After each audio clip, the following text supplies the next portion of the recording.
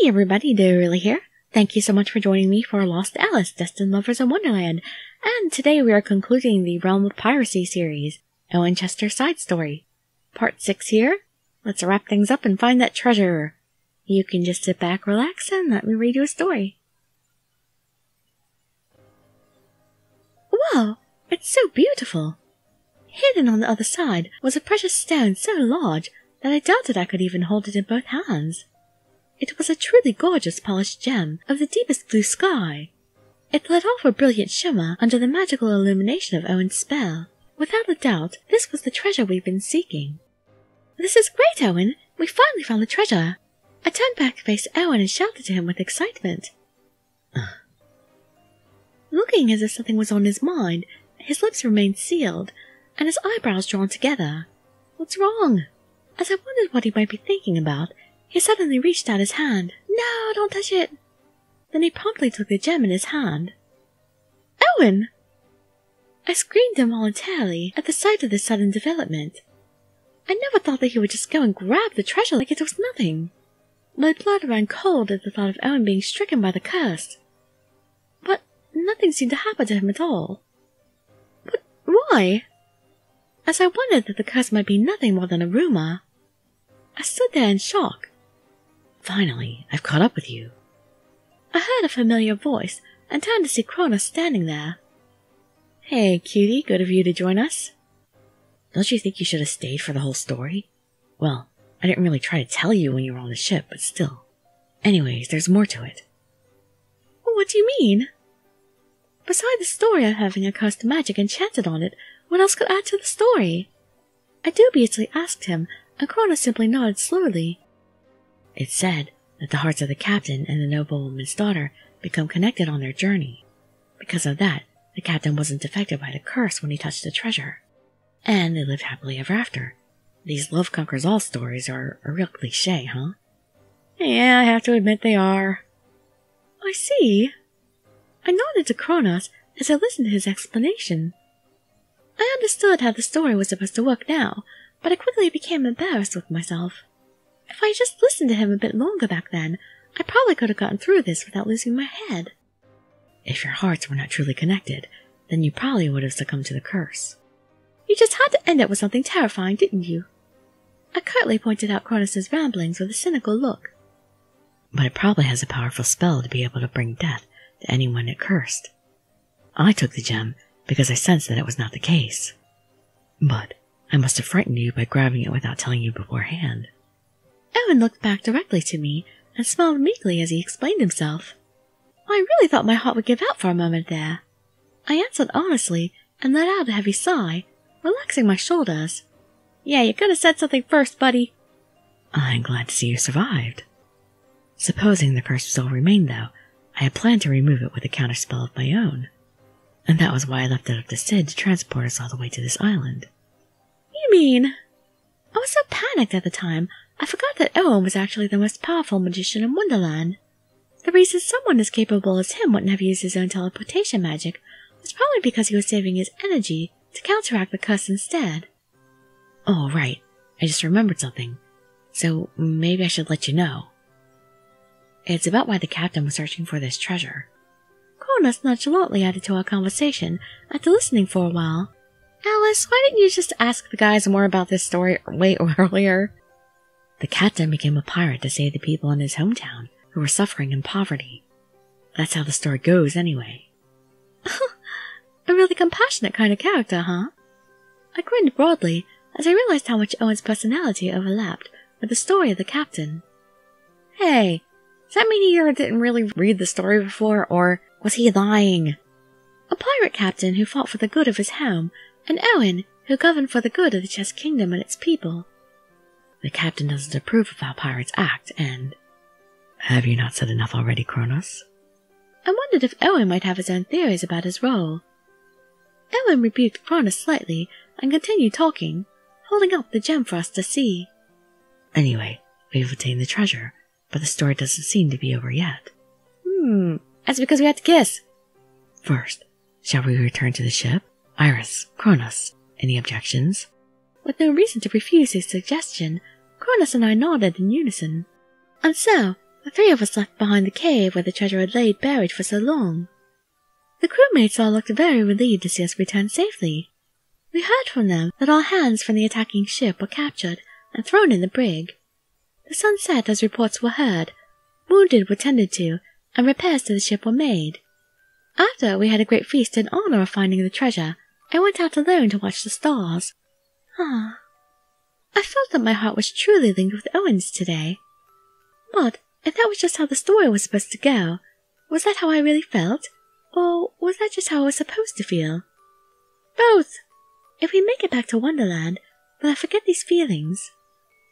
I quietly placed my hands on my heart as I thought to myself, No, I can't come up with an answer just by staring at my navel like this. Staring at your belly button? In silent agreement with myself, I turned on my heel and went inside. I have to go and see Owen. You managed to find the treasure, but you still look quite troubled. Why aren't you wearing your hat? As usual, I was greeted by Owen's smiling face as I entered the captain's quarters.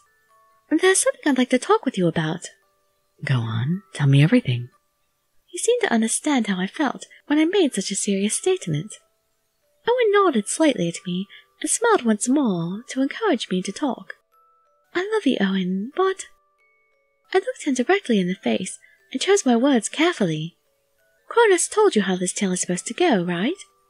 I don't know if my feelings are my own, or if they're just feelings of the noblewoman's daughter. I can't say with confidence that I'm not being dragged along by the rules of this story. I furrowed my brow as I uttered my unanswerable question.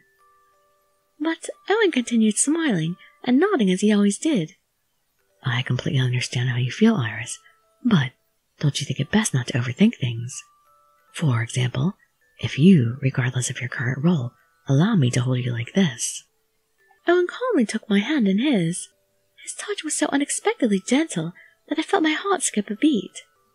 Then, know that it means you truly love me, regardless of who I may be acting as at the moment. This is truth enough for anyone, is it not?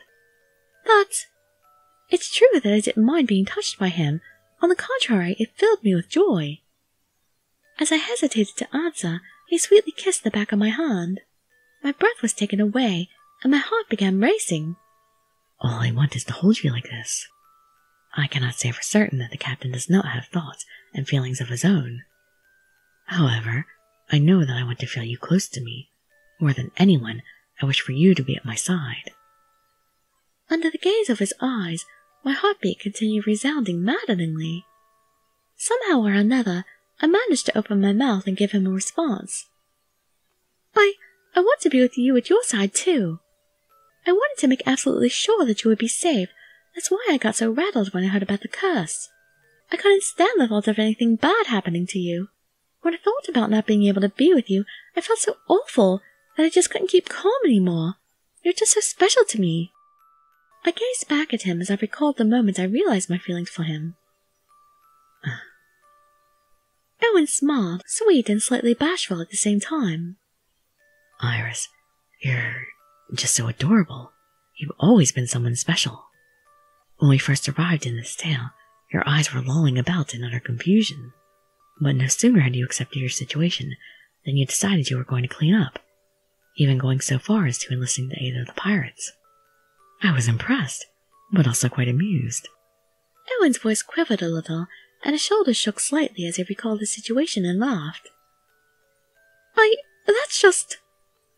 I just wanted to do something to help, and I couldn't just leave things as they were. I unintentionally blurted out a counter-argument. Owen kept smiling and continued speaking. You were also so lovely at the harbor. The sight of you enjoying yourself about the town was quite lovely, as was seeing you so happy receiving my flowers. All that happened was just a little while ago, but I was still just a little embarrassed hearing it recounted to me. Not an instant had passed before Owen broadened his smile even further. More than anything, when you were barging into my quarters to tell me the curse left me quite shaken. The idea that you care for me so much, I wanted to embrace you in my arms. And so, just as you thought of me, I felt that you were special to me. If you still hold any doubts, then we should make sure ourselves. Give us a picture for it! Owen released his hand from mine and placed it on my cheek. A deep passion was hidden in the depths of his consoling eyes. How did we do that? When I asked him that question, Owen effortlessly swept me off my feet and into his arms. Hey, wait! Owen! If your mind cannot come up with an answer, then perhaps I should try asking your body as well. My feelings are true and honest. All that remains uncertain is your heart. He sweetly whispered into my ear and laid me down softly on the bed. Ooh! If my beloved partner is expressing her passions to me in such a way, then I too wish to respond with more than words. My pulse continued to quicken as Owen looked down at me from my side. His hands were both gentle and fierce with passion as I felt them find their way around my cheek, lips, and neck. We gazed at one another for a time. His lips met mine, but only for an instant. Supposing you still think I'm mistaken, I have an answer for that as... I'm glad you're so concerned for me, but you don't need to be. Come on, I'm waiting for you. Just like, hurry up, man. You're taking too long. I interrupted his gentlemanly words with a clear-cut answer, when I reached out with both arms and wrapped them around his neck. Iris. Hearing him call my name so lovingly filled my heart with indescribable emotions. The distance between us grew shorter, never again widening. Our bodies drew close enough to share the heat. We spent the night alone together, basking in one another's presence. Oh, wow. Where am I? This doesn't even look like the castle of chess. Where are we? I could hear the faint sound of birds chirping. Sensing how bright it had already become outside, I sleepily opened my eyes. I got up and looked around. Somehow, it looked like I was in the castle of chess. Not the same room as usual. This is really gorgeous. Much more Victorian looking. And what's more, I seem to be in Owen's room. That's why it looks different. It's Owen's room. Iris, are you awake? I heard the door open and close, and I quickly turned my head at the sound of the familiar voice quietly echoing through the room. Owen! He appeared to have long since woken up. He held some kind of document in his hand. Strangely, I felt my heart begin to throb, just by hearing his voice and seeing him appear. I wasn't sure if he was aware of my feelings. He started walking toward me. He then sat down on the bed and looked at me. He stared at me intently with his beautiful eyes. I just realized something. I find the fact that I was not at your side when you awoke terribly unsatisfactory. Well, I can go back to sleep and wake up again, I guess. I should have been the first thing to meet your eyes when you opened them today. Oh! He whispered sweetly into my ear, just like the day I first met him. But, unlike on that day, my heart was a-twitter with loving thoughts. I understand now the feelings that I hold for you, but I never could have imagined that they would be so strong as to make me want to wait by your side to see you awaken. An amused smile fell over his face, and he kissed me lightly on the cheek. I may not be the captain any more, but you are more precious to me than any treasure. I will be with you from now until the end. I'm not the nobleman's daughter any more either. I'm just Iris. But I promise to love you eternally, Owen. I grinned with glee as Owen embraced me. I wrapped my arms around his back and returned the favor, holding him tightly. It was silly of me to be so afraid that my memories would fade when the story ended. I still have my love for Owen, and he still wants to be with me too. As the final chapter of the tale of pirates and the nobleman's daughter finally came to a close, but the next chapter of our own tale together would go on forever. Well, not forever, until you die someday. Unless you actually live eternally in Wonderland. Are we all immortals there? Sorry, didn't mean to put a damper on that ending. Well, that's it for the realm of piracy. We made it back out in one piece, and we're back in Wonderland. Everything's back to normal. So yep, just still got a couple more episodes of Owen's main story to go, and we'll be done with him for now.